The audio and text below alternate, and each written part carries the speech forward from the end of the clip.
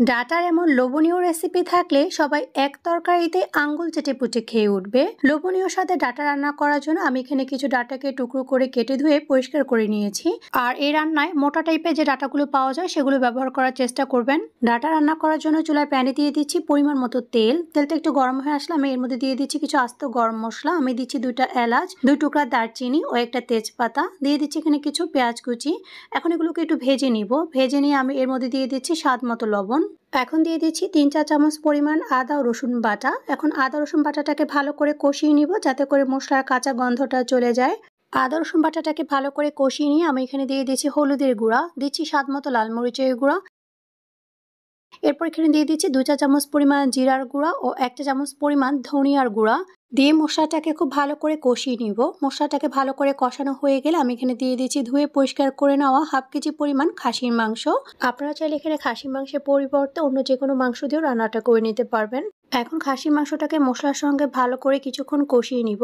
Data তো আমরা ডাল দিয়ে, মাছ দিয়ে অনেকভাবে রান্না করে খেয়ে থাকি। একবার হলো বাড়িতে এইভাবে ডাটা দিয়ে খাসির মাংস রান্না করে খেয়ে দেখবেন। একবার রান্না করলেই সবাই বারবার রিকোয়েস্ট করবে এভাবে রান্না করে দেওয়ার জন্য, কারণ এটা খেতে হয় অনেক বেশি মজার। খাসির মাংসটাকে কিছুক্ষণ ভালো করে কষিয়ে নেওয়ার পর এখন ঢাকনাটিকে সরিয়ে নিয়ে আমি খাসির মাংসটাকে নেড়ে চেড়ে মিশিয়ে নিয়ে এখানে দিয়ে দিচ্ছি পরিমাণ মতো গরম পানি। আবারও ঢাকনা দিয়ে ঢেকে মাংসটাকে এভাবে কিছুক্ষণ রান্না করে নিব। মাংসটা যখন প্রায় 80% মতো সিদ্ধ হয়ে যাবে তখন আমি এখানে একটা টুকরো করে কেটে রাখা আলু আর কেটে রাখা ডাটাগুলো দিয়ে দিচ্ছি। দিয়ে এখন মাংসের সঙ্গে ডাটা আর আলুটাকে ভালো করে কিছুক্ষণ কষিয়ে নিব। ডাটাটাকে কষিয়ে নেওয়ার এই পর্যায়ে আমি এখানে একটা টমেটোকে টুকরো করে কেটে দিয়ে দিচ্ছি। আর এখানে কিন্তু অবশ্যই টমেটোটা দেওয়ার চেষ্টা করবেন, এতে করে তরকারির টেস্টটা অনেক বেশি ভালো লাগবে খেতে। আপনারা কারা কারা ডাটা দিয়ে মাংস এইভাবে রান্না করে খেয়েছেন তারা কিন্তু অবশ্যই আমাকে কমেন্ট করে জানাবেন।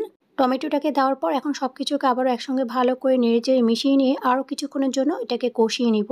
আর যে কোনো রান্নায় যত ভালো করে কষিয়ে নেওয়া যায় তরকারির টেস্টটা কিন্তু ততটাই ভালো লাগে খেতে। এরপর খুব ভালো করে কষানো হয়ে গেলে আমি এখানে দিয়ে দিচ্ছি পরিমাণ মতো গরম পানি। আর যে কোনো রান্নায় গরম পানিটা ব্যবহার করার চেষ্টা করবেন, এতে করে রান্নাটা যেমন খুব দ্রুত হয়ে যায় তেমনি তরকারির টেস্টটাও কিন্তু খেতে অনেক বেশি ভালো লাগে। আর এখন ঢাকনা দিয়ে ঢেকে এটাকে রান্না করে নিব ততক্ষণ পর্যন্ত যতক্ষণ পর্যন্ত না ডাটাটা ভালো করে সিদ্ধ হয়ে ঝোলটা ঘন হয়ে আসছে। কিছুক্ষণ ঢাকনা দিয়ে ঢেকে রান্না করে নেওয়ার পর ডাটাটা কিন্তু খুব ভালো করে সিদ্ধ হয়ে গিয়েছে আর সেই সাথে ঝোলটাও কিন্তু ঘন হয়ে এসেছে। আর এই পর্যায়ে আমি এখানে সামান্য গরম মশলার গুঁড়া দিয়ে দিচ্ছি সামান্য একটু ধনেপাতা কুচি। তবে ধনেপাতা কুচিটা অপশনাল, আপনারা চাইলে এটা বাদও দিতে পারবেন। এখন সবকিছুকে আবার নেড়েচেড়ে ভালো করে মিশিয়ে নিয়ে চুলাটাকে বন্ধ করে দিয়ে আমি ডাটা তরকারিটাকে একটা সার্ভিং ডিশে তুলে নিচ্ছি। তৈরি হয়ে গেল দুর্দান্ত স্বাদে ডাটা দিয়ে খাসির মাংস রান্না। একবার হলো বাড়িতে এইভাবে রান্নাটা করে খেয়ে দেখবেন, আশা করছি ছোট থেকে বড় সকলেই ভীষণ পছন্দ করবে। রেসিপিটি ভালো লেগে থাকলে অবশ্যই আপনাদের ফ্রেন্ডস ও ফ্যামিলির সাথে শেয়ার করবেন।